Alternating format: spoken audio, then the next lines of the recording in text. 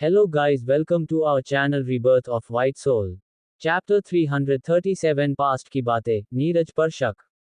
उसकी बातों को सुनने के बाद संजय जी पूरी तरह से शॉक हो गए और बोले, नितिन पाठक, ये तो मीता की बड़े चचेरा भाई का नाम है और वो तो शायद मर गया था, तो फिर वो क्यों और कैसे वहां हो सकता है? और अगर वो जिंदा भी होता और मीरा उसके पास होती तो भी वो क्यों मीता को अपनी वाइफ की तौर पर इंट्रोड्यूस करता? वो तो मीता को बहन कहता है। क्या ऐसा हो सकता है कि सबकी नजरों से बचने के लिए किसी ने उसके नाम को यूज किया हो? ऐसा हो भी सकता है, ईशानी और मोक्ष बोले। अब आगे। तभी अखिलेश जी बोले, वैसे क्या तुम्हें नीरज के बारे में कुछ पता चला कि उसने वो फेक डीएनए रिपोर्ट आखिर क्यों बनाया? अगर वो डीएनए रिपोर्ट पॉजिटिव होता तो हमारा बच्चा कब का हमारे पास वापस आ जाता। उनकी बात सुनकर मोक्ष बोला, हमारे लोग उन पर नजर रखे हुए हैं और हमें एक बात पता चला है, वो कई बार मीता चाची के घर जाते हैं। जब पाठक फैमिली ने मीता चाची के मौत के न्यूज के बाद हम सबसे रिश्ता तोड़ दिया था, तो वो फिर चाचू के दोस्त नीरज से क्यों रिश्ता बनाए रखे हुए है?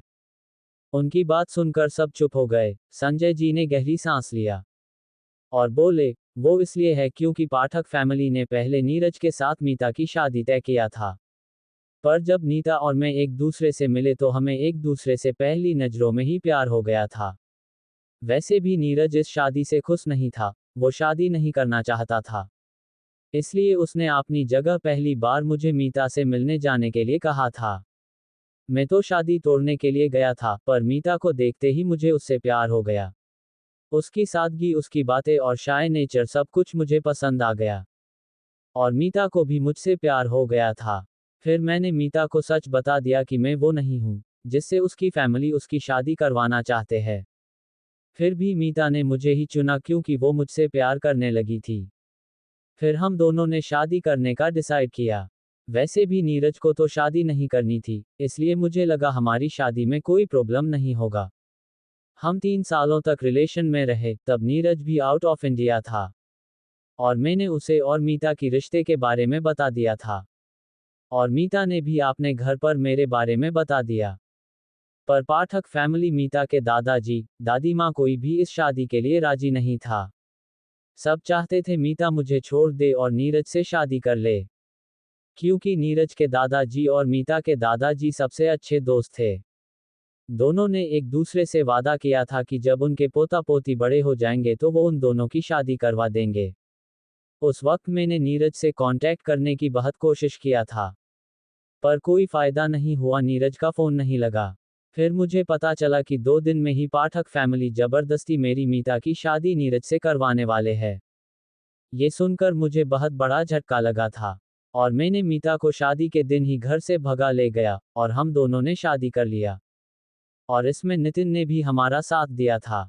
भले ही नितिन और मीता के चाचा का बेटा था, फिर भी वो मीता की दोनों भाइयों से ज्यादा मीता को प्यार करता था और मीता को रोते हुए वो नहीं देख पा रहा था। इसलिए उसने मुझे अंदर आने के लिए कहा और खुद मीता को पीछे की गेट से बाहर ले आया था। हम दोनों की शादी में पाठक फैमिली की तरफ से वो अकेला इंसान था।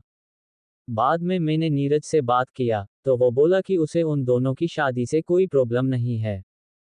फिर नीरज फिर से पहले की तरह हमारे घर पर आने लगा था। मीता से भी वो नॉर्मली बात करता था, जैसे कोई दोस्त हो।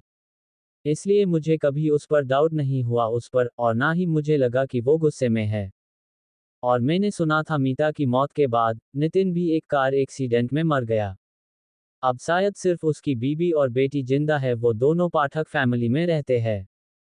उस वक्त मैं इंडिया आकर इस एक्सीडेंट के बारे में इन्वेस्टिगेशन करना चाहता था, पर मीता की मौत की गम में मुझे कुछ समझ नहीं आ रहा था। अब लगता है मैंने गलती कर दिया था, मुझे यहाँ आकर नितिन की मौत के बारे में पता करना चाहिए था। शायद तब मुझे कुछ क्लू मिल जाते। उनकी बात सुनकर बाकी बड़ों को तो कोई फर्क नहीं पड़ा, क्योंकि वो लोग तो पहले से ही संजय जी और मीता की लव स्टोरी के बारे में जानते थे। पर बाकी किसी को ज्यादा नहीं पता था। दक्ष बोला, वाह, तो चाचू आपकी और चाची को इतनी रोमांटिक और एडवेंचर वाला लव स्टोरी है। नव्या भी हंसते हुए बोली, हाँ चाचू, आपने बचपन में आपकी लव स्टोरी क्यों नहीं सुनाया? तभी जैकी बोला, ये तो बहुत कूल लव स्टोरी है आपकी मोम की। मैं भी शिवानी को उसकी घर से भगाकर शादी करूंगा। ये कहते हुए जैकी की आंखें इस वक्त चमक रही थी। ये देखकर सबको हंसी आ रही थी। कल्पना जी बोली, हाँ बेटा तुम यही करना और मैं तुम्हारा साथ दूंगा। आगे की जेनरसन को बताने के लिए कोई तो अच्छी लव स्टोरी होना ही चाहिए ना। ओहो बड़ी मोम आप मेरे साथ हो तो फिर मैं जरूर ऐसा ही करूंगा। तभी ईशानी बोली, अगर आपने और चाची जी ने शादी के दिन ही भागकर शादी कर लिया था तो क्या आपके दोस्त नीरज जी को गुस्सा नहीं आया? पाठक फैमिली के साथ उनकी फैमिली की भी तो बेइज्जती हुई होगी ना। क्या वो इतनी आसानी से अपनी बेइज्जती को भूल गए? और फिर से पहले कि आपसे उन्होंने दोस्ती कर लिया, क्या ये थोड़ा स्ट्रेंज नहीं है? क्या उस गुस्से में वो बस आपके साथ दोस्तों निभाने का नाटक कर रहे होंगे? वरना एक इतने बड़े डॉक्टर होकर वो क्यों डीएनए रिपोर्ट को पॉजिटिव से नेगेटिव करते? ईशानी की बात सुनकर सब सोच में पड़ गए। संजय जी बोले, ऐसा ही भी सकता है। पता नहीं क्या हुआ है, मुझे पहले कभी उस पर शक क्यों नहीं हुआ। सच में शादी की मंडप से दुल्हन भाग जाने की वजह से बहुत हंगामा हुआ था। और पाठक फैमिली के साथ साथ नीरज की फैमिली, शुक्ला फैमिली की भी काफी बदनामी हुई थी। पर वो बस एक दिन के लिए था। पाठक फैमिली और शुक्ला फैमिली भी बहुत पावरफुल फैमिली थी। और उन लोगों ने इस बात को बहुत जल्दी दबा दिया था। और नीरज की शादी भी उन लोगों मीता की छोटी बहन गीता से करवा दिया था। इसलिए मुझे कभी ऐसा नहीं लगा कि वो गीता के साथ खुश नहीं है या कुछ प्लान कर रहा है। तभी मोक्ष का फोन रिंग करने लगा। मोक्ष ने कॉल रिसीव किया तो उधर से राघव ने कुछ इन्फॉर्मेशन दिया और कॉल काट दिया। मोक्ष की चेहरा ठंडा हो गया। ये देखकर ईशानी बोली, क्या हुआ, कोई इन्फॉर्मेशन मिला? मोक्ष ने सबको देखा और बोला, मिस्टर नीरज शुक्ला 3 साल पहले स्वीडन गए थे। और उनके साथ एक औरत भी थी व्हीलचेयर में। वो अपनी प्राइवेट जेट से गए थे, फिर भी सीसीटीवी फुटेज मिला है। मुझे लगता है वही चाची को स्वीडन लेकर गए थे, ट्रीटमेंट के लिए। संजय जी को अब गुस्सा आ रहा था। वो गुस्से से बोले, उसकी हिम्मत कैसे हुई मेरे साथ ऐसा खेल खेलने की? मैंने उसे अपना सबसे अच्छा और सच्चा दोस्त माना था। मैंने उसे अपने बारे में सब कुछ बताया और उसने मेरे साथ खेल खेलने की कोशिश किया। और उसकी हिम्मत कैसे हुई मेरी बीबी को अपनी बीबी कहकर ले जाने की? उसे तो के छोड़ूंगा नहीं, उसे इसका जवाब देना ही पड़ेगा। संजय जी गुस्से में थे। वो उठकर खड़े हो गए। वो अभी जाकर नीरज जी को मारते हुए पूछना चाहते थे कि उसने उनके साथ ऐसा क्यों किया। अगर उनकी बीबी उसके पास थी तो उसने उन्हें बताया क्यों नहीं? वो सालों से अपनी बीबी के लिए तड़प रहे हैं। पर्दे से ही गुस्से में जाने वाले थे। मोक्ष ने उन्हें रोक दिया। रुक जाए चाचा जी, आपको अभी जाकर उन्हें अलर्ट नहीं करना चाहिए। पूरे दुनिया की तरह वो भी यही सोचते ही कि आपकी डेथ हो गई है। अभी उन्हें वही सोचने दीजिए, भूलिए मत उनके पास अभी चाची जी है। एक गलत कदम से सब सतर्क हो जाएंगे। उनके साथ शायद पाठक फैमिली भी मिली हुई होगी। पहले हमें ये पता करना चाहिए कि चाची जी कहाँ है, नीरज के पास या पाठक फैमिली के पास। उसकी बात सुनकर संजय जी ने अपने गुस्से को काबू किया और बैठ गए। तभी जैकी बोला, डैड जीजू, मेरा मतलब मोक्ष भाई ठीक कह रहे हैं। मुझ तो लगता है कि इन लोगों ने गुस्से में मोम की भाई को मार दिया होगा। तभी रुद्रांश और रुद्रांशी दोनों बाहर से मिहिका और डैनी के साथ अंदर आए। दोनों ने जैसे ही आपने मोम और डैडी को देखा, दोनों उनके पास जाने के लिए मचलने लगे। मिहिका ने रुद्रांशी को मोक्ष के गोद में दे दिया तो रुद्रांशी ने अपने पीछे छिपे हाथ को आगे कर दिया।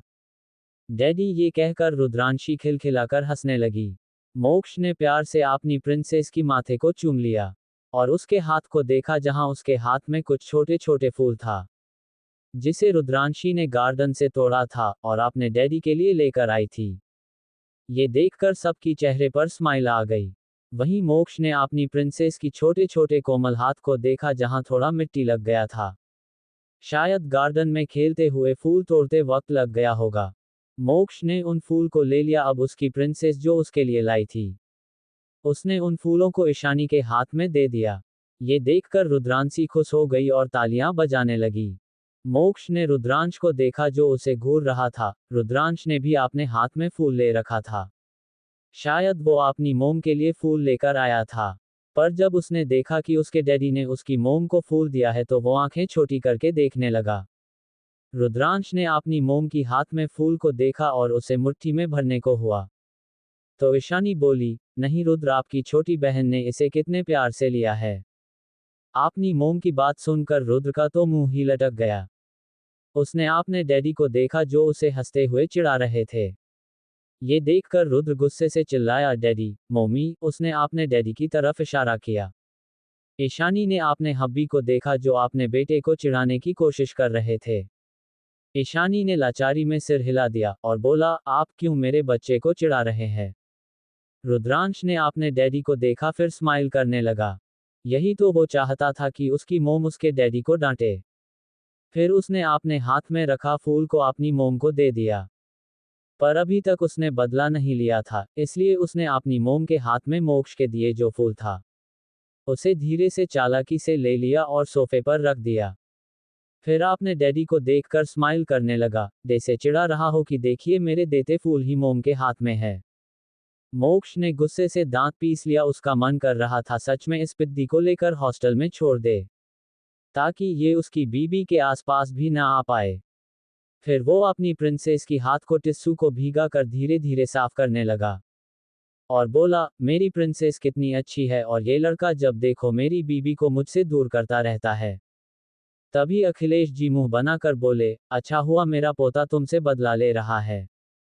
तुम भी तो ऐसे ही बार बार मुझे और मेरी बीबी को डिस्टर्ब करते थे। तुम तो मेरी प्यारी बीबी को मेरे पास ही नहीं रहने देते थे। मेरा पोता तो फिर भी कितना अच्छा है, कम से कम तुम अपनी बीबी के पास तो आ सकते हो। उनकी बात सुनकर सब अखिलेश जी को हैरानी से देखने लगे। फिर एक साथ सब ठहाके लगाकर हंसने लगे। कल्पना जी ने अखिलेश जी को देखा और उसकी हाथ पर चुटकी काट दिया। आउच। अखिलेश जी ने जब कल्पना जी को देखा तो वो गुस्से में दांत पीस कर बोली, क्या इतने सालों के बाद बच्चों के सामने ये बोलना जरूरी था। हाँ तो मैंने गलत क्या कहा बीबी, ये नालायक हमेशा हम दोनों के बीच ही रहता था। जब तक इसे 2 साल नहीं हुआ तब तक ये हमारे बीच ही सोता था। 2 साल हो जाने के बाद वो रूड और एरोगेंट हो गया और अब अपने छोटे से बेटे को हॉस्टल में छोड़ने की बात कर रहा है। वो तो अभी 1 साल का भी नहीं हुआ। वहीं उनकी बात सुनकर मोक्ष की आंखें छोटी हो गई थी। वहीं रुद्रांश हंसने लगा था। मोक्ष ने दांत किटकिटाते हुए उसे देखा पर कुछ नहीं बोला। ये लड़का उसका प्यार का दुश्मन है, जब देखो उसे बाइट करता है।